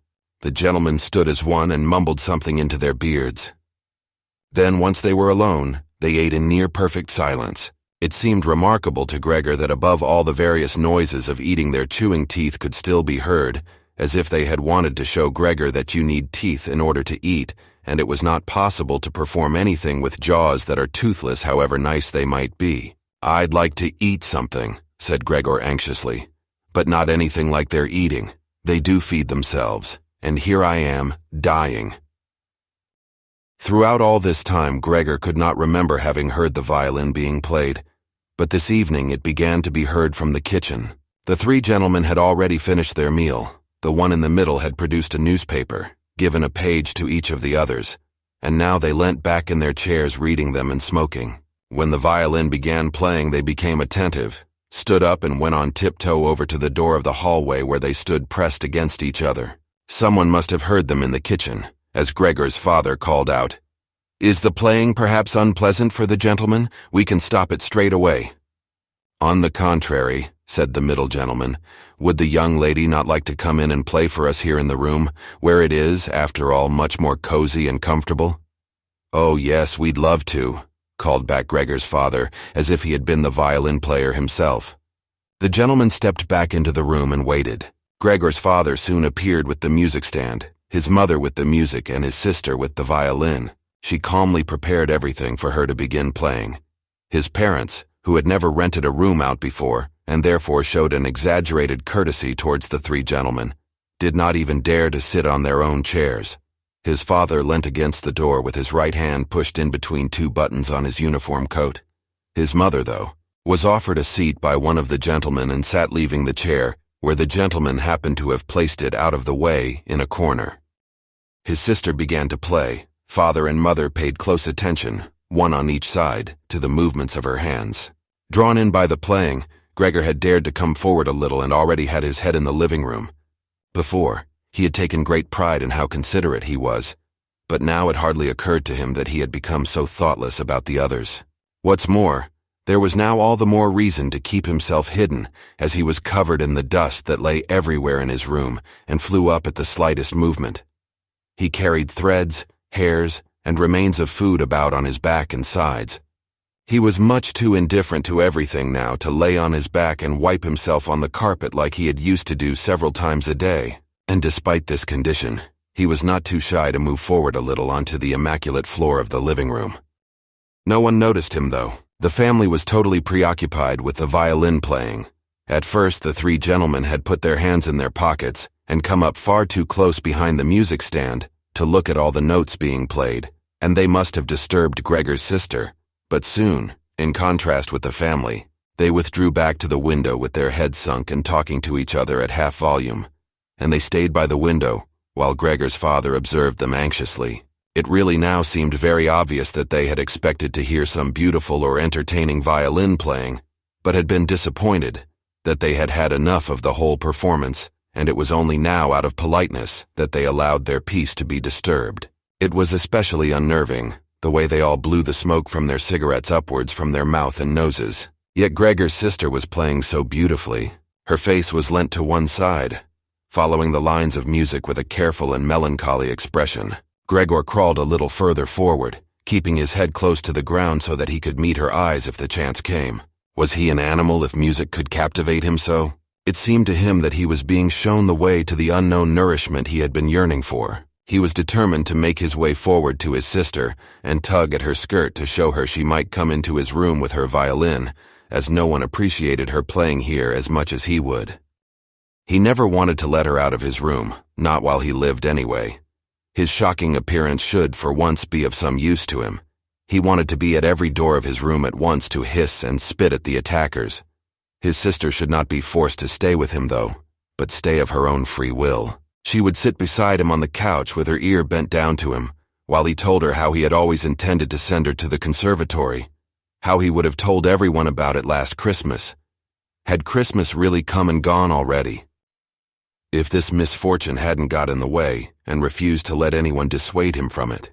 On hearing all this, his sister would break out in tears of emotion, and Gregor would climb up to her shoulder and kiss her neck, which, since she had been going out to work, she had kept free without any necklace or collar. "Mr. Samsa," shouted the middle gentleman to Gregor's father, pointing, without wasting any more words, with his forefinger at Gregor as he slowly moved forward. The violin went silent. The middle of the three gentlemen first smiled at his two friends, shaking his head, and then looked back at Gregor. His father seemed to think it more important to calm the three gentlemen before driving Gregor out, even though they were not at all upset, and seemed to think Gregor was more entertaining than the violin playing had been. He rushed up to them with his arms spread out and attempted to drive them back into their room at the same time as trying to block their view of Gregor with his body. Now they did become a little annoyed, and it was not clear whether it was his father's behavior that annoyed them, or the dawning realization that they had had a neighbor like Gregor in the next room without knowing it. They asked Gregor's father for explanations, raised their arms like he had, tugged excitedly at their beards and moved back towards their room only very slowly. Meanwhile, Gregor's sister had overcome the despair she had fallen into when her playing was suddenly interrupted. She had let her hands drop and let violin and bow hang limply for a while, but continued to look at the music as if still playing. But then she suddenly pulled herself together, lay the instrument on her mother's lap, who still sat laboriously struggling for breath where she was, and ran into the next room which, under pressure from her father, the three gentlemen were more quickly moving toward. Under his sister's experienced hand, the pillows and covers on the beds flew up and were put into order, and she had already finished making the beds and slipped out again before the three gentlemen had reached the room. Gregor's father seemed so obsessed with what he was doing that he forgot all the respect he owed to his tenants. He urged them and pressed them until, when he was already at the door of the room, the middle of the three gentlemen shouted like thunder and stamped his foot, and thereby brought Gregor's father to a halt. "I declare here and now," he said, raising his hand and glancing at Gregor's mother and sister to gain their attention too. That with regard to the repugnant conditions that prevail in this flat and with this family, here he looked briefly but decisively at the floor. I give immediate notice on my room. For the days that I have been living here, I will of course pay nothing at all. On the contrary, I will consider whether to proceed with some kind of action for damages from you. And believe me, it would be very easy to set out the grounds for such an action. He was silent and looked straight ahead as if waiting for something. And indeed, his two friends joined in with the words, "And we also give immediate notice." With that, he took hold of the door handle and slammed the door. Gregor's father staggered back to his seat, feeling his way with his hands, and fell into it. It looked as if he was stretching himself out for his usual evening nap, but from the uncontrolled way his head kept nodding, it could be seen that he was not sleeping at all. Throughout all this, Gregor had lain still where the three gentlemen had first seen him. His disappointment at the failure of his plan, and perhaps also because he was weak from hunger, made it impossible for him to move. He was sure that everyone would turn on him any moment, and he waited. He was not even startled out of this state when the violin on his mother's lap fell from her trembling fingers and landed loudly on the floor. "Father, Mother," said his sister, hitting the table with her hand as introduction. "We can't carry on like this. Maybe you can't see it, but I can. I don't want to call this monster my brother. All I can say is, we have to try and get rid of it. We've done all that's humanly possible to look after it and be patient. I don't think anyone could accuse us of doing anything wrong." "She's absolutely right," said Gregor's father to himself. His mother, who still had not had time to catch her breath, began to cough dully, her hand held out in front of her, and a deranged expression in her eyes. Gregor's sister rushed to his mother and put her hand on her forehead. Her words seemed to give Gregor's father some more definite ideas. He sat upright, played with his uniform cap between the plates left by the three gentlemen after their meal, and occasionally looked down at Gregor as he lay there immobile. "We have to try and get rid of it," said Gregor's sister, now speaking only to her father, as her mother was too occupied with coughing to listen. "It'll be the death of both of you. I can see it coming. We can't all work as hard as we have to, and then come home to be tortured like this. We can't endure it.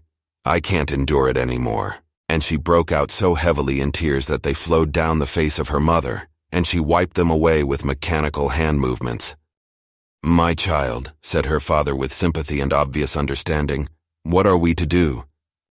His sister just shrugged her shoulders as a sign of the helplessness and tears that had taken hold of her, displacing her earlier certainty. "If he could just understand us," said his father almost as a question. His sister shook her hand vigorously through her tears as a sign that of that there was no question. "If he could just understand us," repeated Gregor's father, closing his eyes in acceptance of his sister's certainty that that was quite impossible. "Then perhaps we could come to some kind of arrangement with him. But as it is—" "It's got to go," shouted his sister. "That's the only way, Father. You've got to get rid of the idea that that's Gregor. We've only harmed ourselves by believing it for so long. How can that be Gregor? If it were Gregor, he would have seen long ago that it's not possible for human beings to live with an animal like that.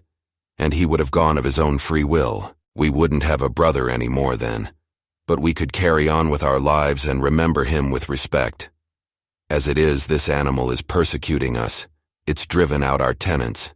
It obviously wants to take over the whole flat and force us to sleep on the streets." "Father, look, just look!" she suddenly screamed. "He's starting again!"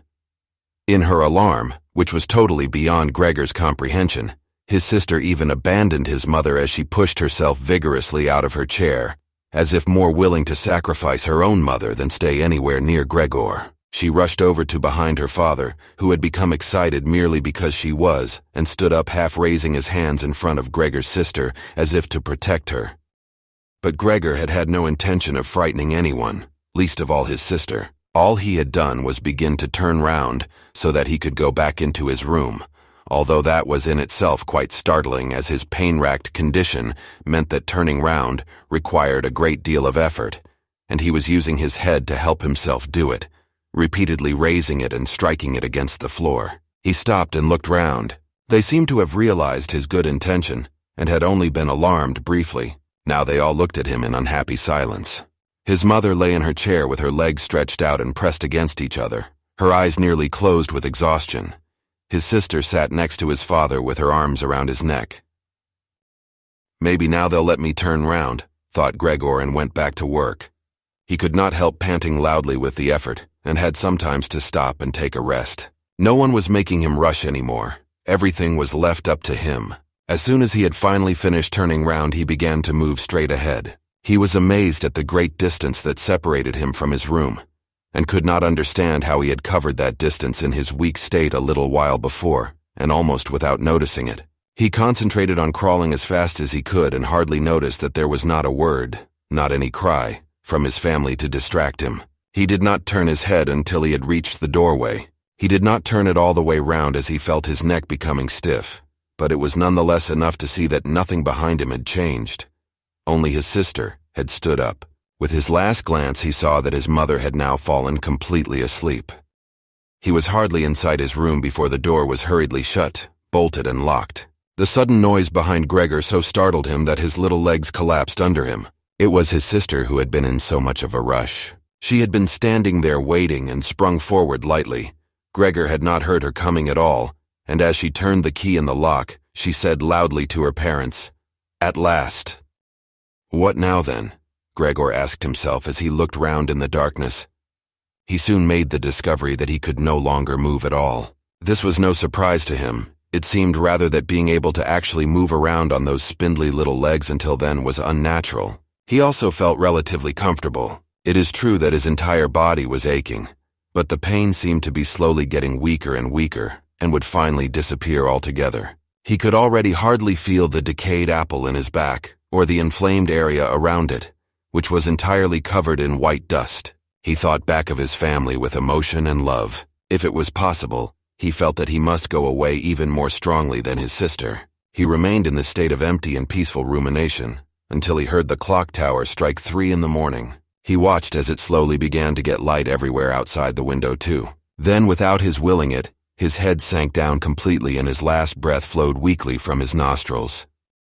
When the cleaner came in early in the morning, they'd often asked her not to keep slamming the doors, but with her strength and in her hurry she still did, so that everyone in the flat knew when she'd arrived, and from then on it was impossible to sleep in peace. She made her usual brief look in on Gregor, and at first found nothing special. She thought he was laying there so still on purpose, playing the martyr. She attributed all possible understanding to him. She happened to be holding the long broom in her hand, so she tried to tickle Gregor with it from the doorway. When she had no success with that, she tried to make a nuisance of herself and poked at him a little, and only when she found she could shove him across the floor with no resistance at all, did she start to pay attention. She soon realized what had really happened, opened her eyes wide, whistled to herself, but did not waste time to yank open the bedroom doors and shout loudly into the darkness of the bedrooms, "Come and have a look at this, it's dead, just lying there, stone dead." Mr. and Mrs. Samsa sat upright there in their marriage bed, and had to make an effort to get over the shock caused by the cleaner before they could grasp what she was saying. But then, each from his own side, they hurried out of bed. Mr. Samsa threw the blanket over his shoulders. Mrs. Samsa just came out in her nightdress, and that is how they went into Gregor's room. On the way, they opened the door to the living room where Greta had been sleeping since the 3 gentlemen had moved in. She was fully dressed as if she had never been asleep, and the paleness of her face seemed to confirm this. "Dead?" asked Mrs. Samsa, looking at the charwoman inquiringly, even though she could have checked for herself and could have known it even without checking. "That's what I said," replied the cleaner, and to prove it she gave Gregor's body another shove with the broom, sending it sideways across the floor. Mrs. Samsa made a movement as if she wanted to hold back the broom, but did not complete it. "Now then," said Mr. Samsa, "let's give thanks to God for that." He crossed himself, and the 3 women followed his example. Greta, who had not taken her eyes from the corpse, said, "Just look how thin he was.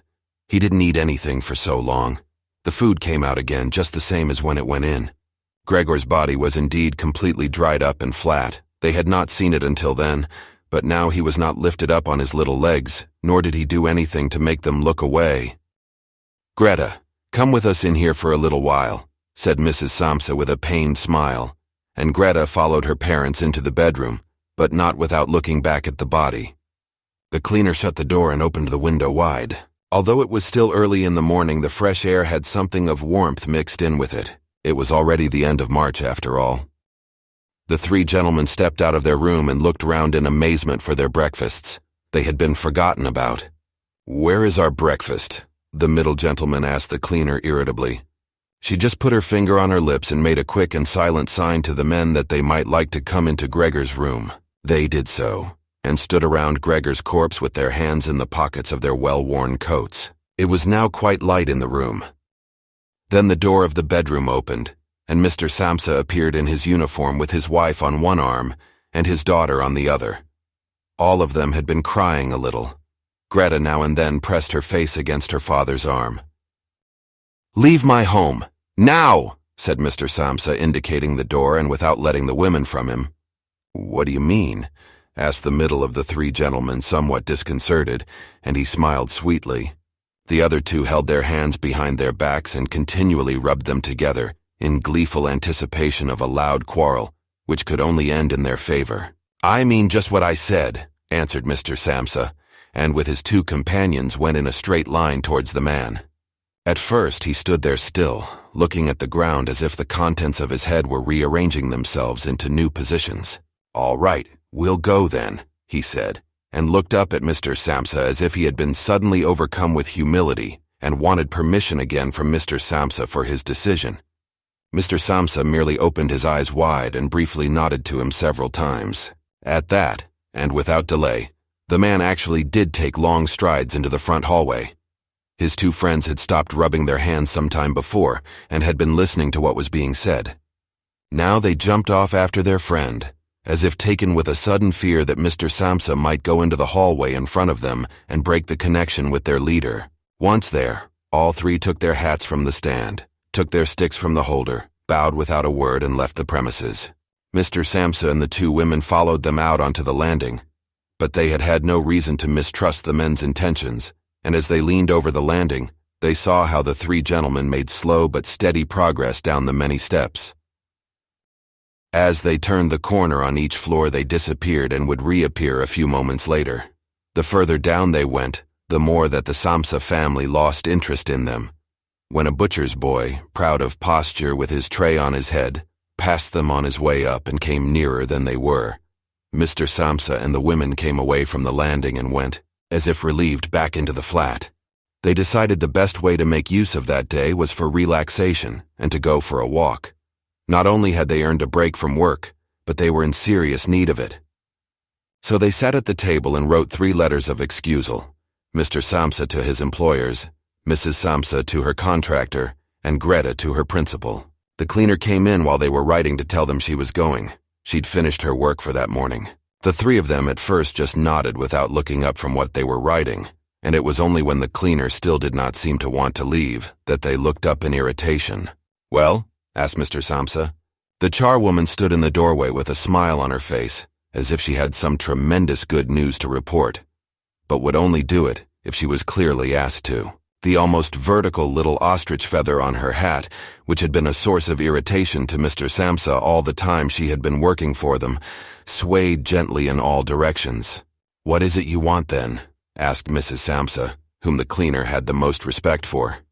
"Yes," she answered, and broke into a friendly laugh that made her unable to speak straight away. "Well then, that thing in there, you needn't worry about how you're going to get rid of it. That's all been sorted out."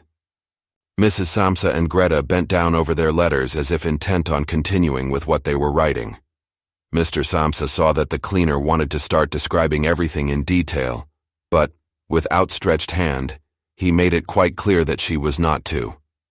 So, as she was prevented from telling them all about it, she suddenly remembered what a hurry she was in, and clearly peeved, called out, "Cheerio then, everyone," turned round sharply, and left, slamming the door terribly as she went. "Tonight she gets sacked," said Mr. Samsa, but he received no reply from either his wife or his daughter, as the charwoman seemed to have destroyed the peace they had only just gained. They got up and went over to the window, where they remained with their arms around each other. Mr. Samsa twisted round in his chair to look at them and sat there watching for a while. Then he called out, "Come here then. Let's forget about all that old stuff, shall we? Come and give me a bit of attention." The two women immediately did as he said, hurrying over to him where they kissed him and hugged him, and then they quickly finished their letters. After that, the three of them left the flat together, which was something they had not done for months, and took the tram out to the open country outside the town. They had the tram filled with warm sunshine all to themselves. Leant back comfortably on their seats, they discussed their prospects and found that on closer examination, they were not at all bad. Until then, they had never asked each other about their work, but all three had jobs which were very good, and held particularly good promise for the future. The greatest improvement for the time being, of course, would be achieved quite easily by moving house. What they needed now was a flat that was smaller and cheaper than the current one which had been chosen by Gregor, one that was in a better location, and, most of all, more practical. All the time Greta was becoming livelier. With all the worry they had been having of late, her cheeks had become pale. But while they were talking, Mr. and Mrs. Samsa were struck, almost simultaneously, with the thought of how their daughter was blossoming into a well-built and beautiful young lady. They became quieter. Just from each other's glance, and almost without knowing it, they agreed that it would soon be time to find a good man for her. And, as if in confirmation of their new dreams and good intentions, as soon as they reached their destination, Greta was the first to get up and stretch out her young body. If you enjoyed this video, please consider liking and subscribing to the channel. Thank you for watching, and I'll see you in the next one.